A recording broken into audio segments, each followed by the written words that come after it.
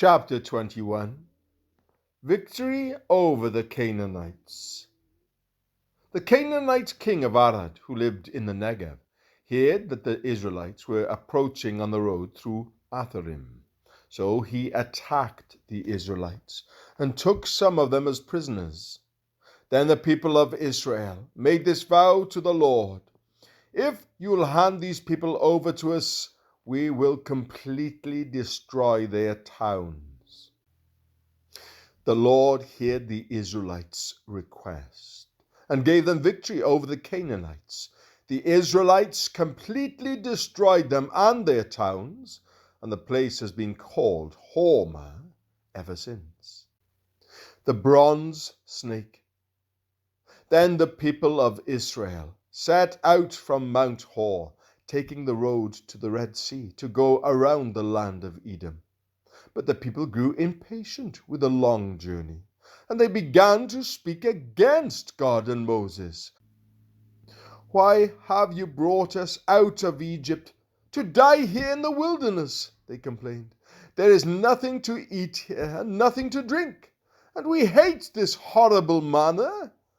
So the Lord sent poisonous snakes among the people, and many were bitten and died. Then the people came to Moses and cried out, "We have sinned by speaking against the Lord and against you. Pray that the Lord will take away the snakes." So Moses prayed for the people. Then the Lord told him, "Make a replica of a poisonous snake and attach it to a pole. All who are bitten will live if they simply look at it." So Moses made a snake out of bronze and attached it to a pole. Then anyone who was bitten by a snake could look at the bronze snake and be healed. Israel's journey to Moab. The Israelites traveled next to Oboth and camped there.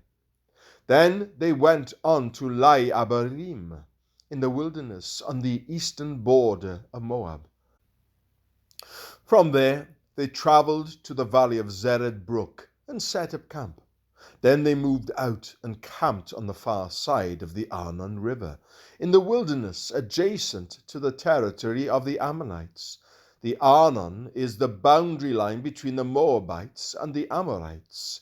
For this reason, the book of the Wars of the Lord speaks of the town of Waheb in the area of Shupah and the ravines of the Arnon River, and the ravines that extend as far as the settlement of Ar on the border of Moab. From there the Israelites traveled to Beer, which is the well where the Lord said to Moses, "Assemble the people, and I will give them water." There the Israelites sang this song: "Spring up, O well, yes, sing its praises. Sing of this well which princes dug, which great leaders hollowed out with their scepters and staffs." Then the Israelites left the wilderness and proceeded on through Mattanah, Nahaliel, and Bamoth. After that they went to the valley of Moab, where Pisgah Peak overlooks the wasteland. Victory over Sihon and Og. The Israelites sent ambassadors to King Sihon of the Amorites with this message: "Let us travel through your land. We will be careful not to go through your fields and vineyards. We won't even drink water from your wells. We will stay on the king's road until we have passed through your territory." But King Sihon refused to let them cross his territory. Instead, he mobilized his entire army and attacked Israel in the wilderness, engaging them in battle at Jahaz. But the Israelites slaughtered them with their swords and occupied their land from the Arnon River to the Jabbok River. They went only as far as the Ammonite border, because the boundary of the Ammonites was fortified. So Israel captured all the towns of the Amorites and settled in them, including the city of Heshbon and its surrounding villages. Heshbon had been the capital of King Sihon of the Amorites. He had defeated a former Moabite king and seized all his land as far as the Arnon River. Therefore the ancient poets wrote this about him. Come to Heshbon, and let it be rebuilt. Let the city of Sihon be restored. A fire flamed forth from Heshbon, a blaze from the city of Sihon. It burned the city of Ar in Moab. It destroyed the rulers of the Arnon heights. What sorrow awaits you, O people of Moab? You are finished, O worshippers of Chemosh. Chemosh has left his sons as refugees, his daughters as captives of Sihon, the Amorite king.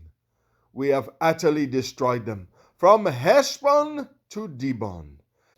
We have completely wiped them out, as far away as Nophah and Medeba. So the people of Israel occupied the territory of the Amorites. After, Moses sent men to explore the Jazer area. They captured all the towns in the region and drove out the Amorites who lived there. Then they turned and marched up the road to Bashan. But King Og of Bashan and all his people attacked them at Edrei.